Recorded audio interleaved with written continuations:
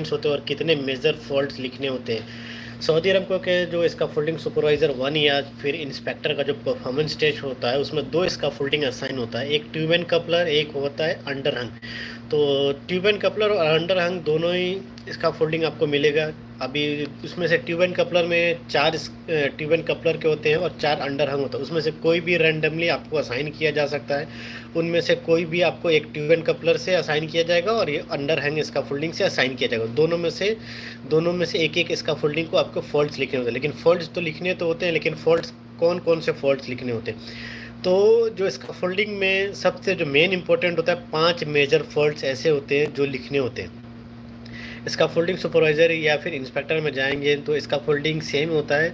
मतलब जो 8 scaffolding total होता है वो 8 के 8 ही स्कैफोल्डिंग होगा, लेकिन जो उसका फॉल्ट्स होते हैं वो कभी-कभी चेंज करते हैं। लेकिन उसमें सबसे जो मेन इंपॉर्टेंट होता है फॉल्ट में, वो होते हैं मेजर फॉल्ट्स। स्कैफोल्डिंग में सबसे मेजर फॉल्ट्स कौन-कौन से हैं वो लिखना होता है।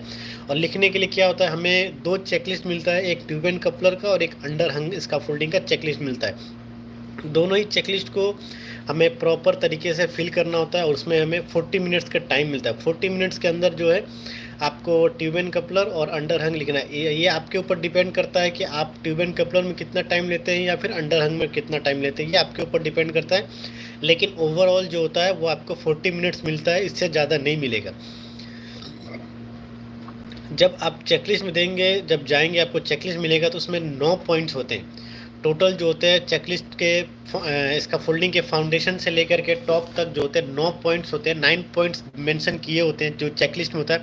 उनमें से जो 5 ऐसे मेजर फॉल्ट होते हैं जो इसका फोल्डिंग में होते हैं, बाकी जो होते हैं वो माइनर फॉल्ट होता है और कुछ ऐसे होते हैं जो मेजर फॉल्ट होता है। तो उसमें से हमें क्या करना है, हमारा जो प्रायोरिटी है वो मेजर फॉल्ट्स के ऊपर में हमें सबसे जो मेन इंपॉर्टेंट करना है वो मेजर फॉल्ट्स को, क्योंकि मेजर फॉल्ट्स को आप आइडेंटिफाई करेंगे तभी आप पास होंगे।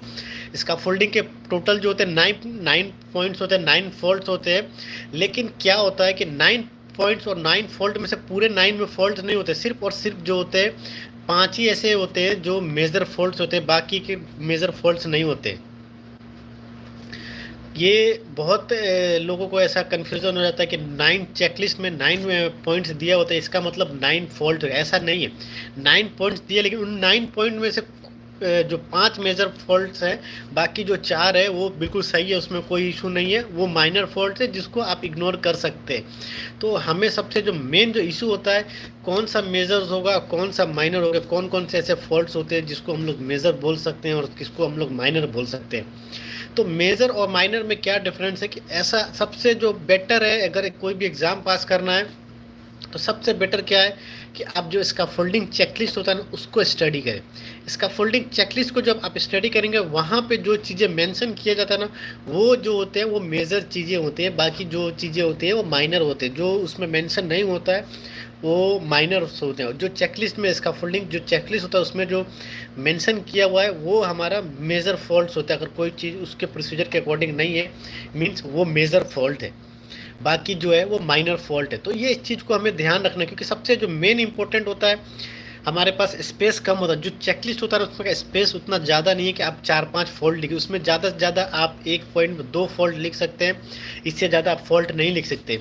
आप कितना भी करेंगे ना, 2 से ज़्यादा 3 फॉल्ट लिख सकते हैं, लेकिन उसका करेक्ट आंसर लिखना बहुत मुश्किल होता है, क्योंकि वो स्पेस जो होता है बहुत शॉर्ट होता है और शॉर्ट वर्ड में हमें लिखना होता है। तो उसमें से हमें ये चीज़ क्लियर हमें चेकलिस्ट से पता चलेगा कि हमें मेजर कौन सा है, माइनर कौन सा है। दूसरा पॉइंट्स क्या होता है कि जो कॉलम होता है, जो बॉक्स होता है जिसमें लिखना होता है, हमें उस बॉक्स के बाहर नहीं जाना, हमें जो है उस बॉक्स के अंदर ही लिखना।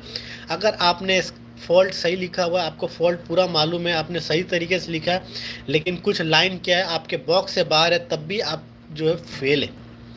जो वर्डिंग है, वो शब्द है, वो आपके बॉक्स के कॉलम के अंदर होना चाहिए, उसके बाहर नहीं होना चाहिए। अगर उसके बाहर जाते हैं तो फिर वो आपका फेल करेंगे, वो आपको नेगेटिव मार्किंग जाएगा और जिसमें आप फेल हो जाएंगे। तो इसके लिए क्या करना है, चेकलिस्ट के जो चेकलिस्ट मिलेगा, जो बॉक्स होता है हर फॉल्ट को उसके अंदर ही लिखना, उससे बाहर नहीं लिखना। तो इसमें क्या होगा, ज़्यादा नहीं लिख सकते। तो इसका मतलब क्या है कि 2 मैक्सिमम जो होता है किसी चीज़ में 2 फॉल्ट होता है, उससे ज़्यादा फॉल्ट नहीं होगा। कोई भी फाउंडेशन में या किसी भी तरह के उसमें अगर आपको फॉल्ट मेंशन किया हुआ है तो सिर्फ और सिर्फ जो है उसमें 2 ही फॉल्ट होगा, इससे ज़्यादा फॉल्ट नहीं होगा।